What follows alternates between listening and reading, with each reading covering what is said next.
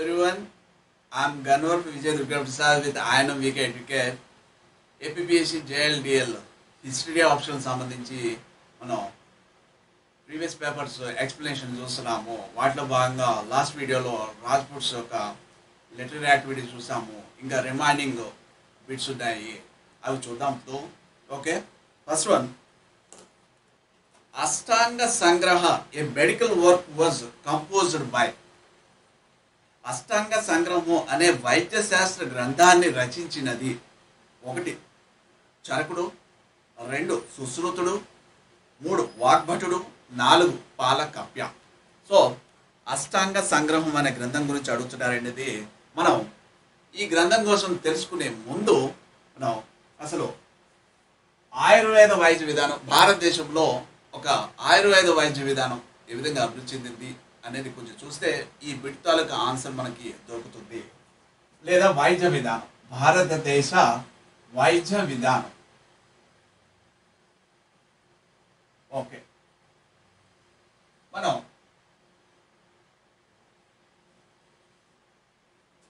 భారతదేశ వైద్య విధానం చాలా పురాతనమైనది. ముఖ్యంగా భారతదేశంలో మనకి సంస్కృతికి, వారసత్వానికి, మనకి అలాగే ఎన్నో వాటికి ఆధారాలుగా నిలబడుతుంది వేదాల్లో మనకి అథర్వణ వేదం ఇది ఆయుర్వేదం గురించి వివరిస్తోందండి. ఆయుర్వేద వైద్య విధానం కోసం అథర్వణ వేదం వివరిస్తోంది. ఓకే, సో దాదాపుగా మనకి ఎంతో మంది వైద్యకారులు పురాతన కాలం నుంచి వస్తున్నారు. వాళ్ళలో ప్రముఖంగా మనం పేర్కోదగింది 1 చరకుడు, 2 సుశ్రుత, 3 వాగ్భట, 4 పాలకప్య.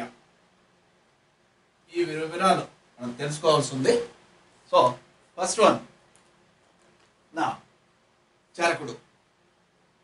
ఈయన చరక సంహిత అనే గ్రంథాన్ని ఇతను రచించాడు. చరక సంహిత.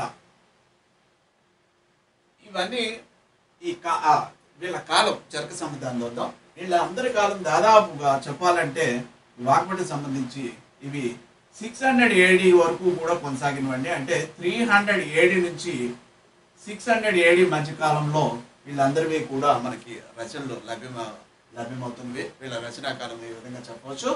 ఓకే, చరకుడు చరక సంహిత అనే గ్రంథాన్ని రచించాడు. ఇవన్నీ కూడా సంస్కృతంలోనే రచించడం, వీళ్ళు మొత్తం రచించిన గ్రంథాలు. చరక సంహిత ఇది మూలిక వైద్యానికి సంబంధించింది. ఇది మూలిక వైద్యం అంటే ఆయుర్వేదంలో మూలిక వైద్యానికి సంబంధించి చరక సంహిత పేర్కొంటోంది. ఓకే, అలాగే అతి ముఖ్యమైనది ఇప్పుడు మనం చూస్తున్న హాస్పిటల్స్ ఉన్నాయి కదా, హాస్పిటల్స్ ఏ విధంగా నిర్మించాలి, హాస్పిటల్స్లో గాలి ఎంత ఉండాలి, ఏ గదుల్లో గాలి ఉండాలి, ఏ గదుల్లో గాలి తక్కువ ఉండాలి, హాస్పిటల్లో పరికరాలు ఏమి ఉండాలి, వీటన్నిటి వివరాలు కూడా ఈయన ఆసుపత్రి వివరాలు కూడా, ఆసుపత్రి ఎలా ఉండాలని ఆదర్శవంతంగా చరకుడు. ఇంత ప్రాముఖ్యత కలిగింది చరక సంహిత. మరి సుశ్రుత సంహిత అనే గ్రంథాన్ని రచించారండి. ఇది సర్జరీస్ సంబంధించింది. శస్త్రచికిత్స అంటాం. శస్త్రచికిత్సకు సంబంధించింది. కంటిలో శుక్లాలు ఎలాగా ఏంటి, క్యాటరాక్ట్ ఈ విధంగా తొలగించాలి. వాటిని అన్నింటినీ కూడా ఈయన సర్జరీస్లో రకరకాల సర్జరీస్ గురించి వివరించింది సుశ్రుత సంహిత. తర్వాత వాగ్భట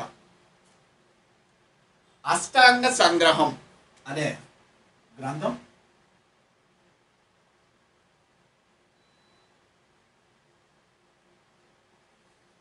ఈయన మాత్రం పీరియడ్ ఇది మనకి 600 AD తర్వాత కాలంకి వస్తుంది. ఇది 600 AD అరౌండ్ ఇది ఇతని కాలం. వీళ్ళందరూ కూడా 300 నుంచి 600 మధ్యన కాలాలు అయితే వాగ్భటది తొలి మధ్యయుగానికి సంబంధించింది. అంటే రాజపుత్రుల కాలం, తొలి మధ్యయుగం అంటే ముఖ్యంగా రాజపుత్రుల కాలం అనే అంటూ ఉంటాం అండి ఎక్కువగాను. కానీ ఆ కాలంలో చాలా మంది పరిపాలకులు ఉండొచ్చు, కానీ ఎక్కువగా మనం నార్త్ ఇండియా అని చెప్పాలంటే ఎక్కువ రాజపుత్రుల కాలం అంటూ ఉంటాం. వాగ్భట ఈయన అష్టాంగ సంగ్రహం అలాగే అష్టాంగ హృదయ అనే గ్రంథాలు రచించారండి. ఇవి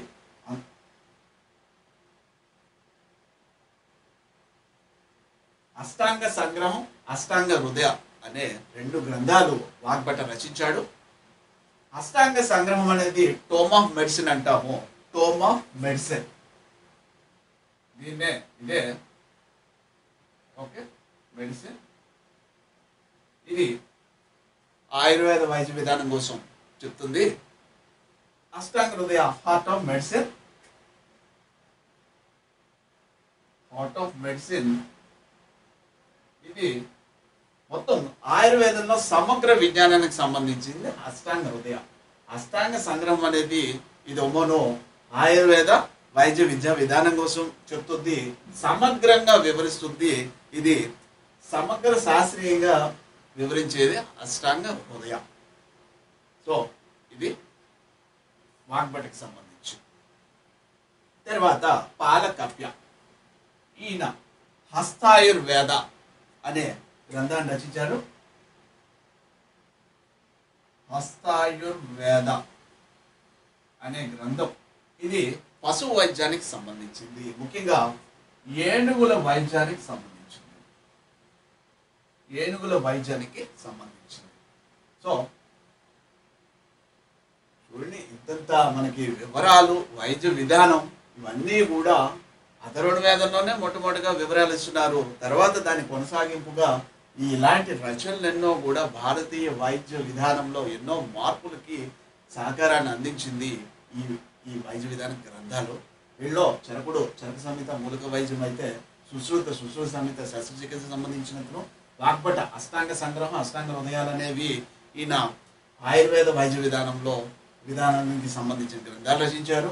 అలాగే పాలకప్య హస్తాయుర్వేద అనేది పశు వైద్యానికి సంబంధించి ఏనుగులకి ముఖ్యంగా సంబంధించింది ఈయన రచించారు గ్రంథం. Question: the Sanskrit poet Shri Harsha, the author of Naishadha Charitra, lived in the court of.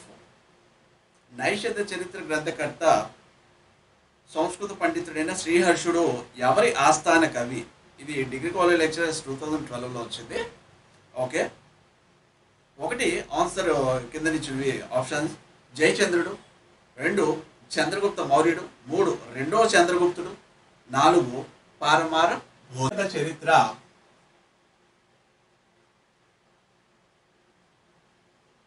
ఈయన కనోజ్ పాలకుడైన గహద్వాల వంశానికి చెందిన జయచంద్రుని ఆస్థానంలో శ్రీహర్షుడు అనే సంస్కృత కవి